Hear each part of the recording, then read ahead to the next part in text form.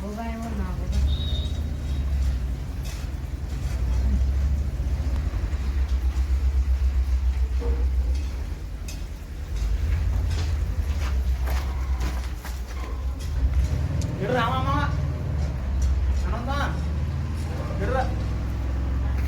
बंद ಮಾಡ್ರಿ ನೀರು बंद ಮಾಡ್ರಿ.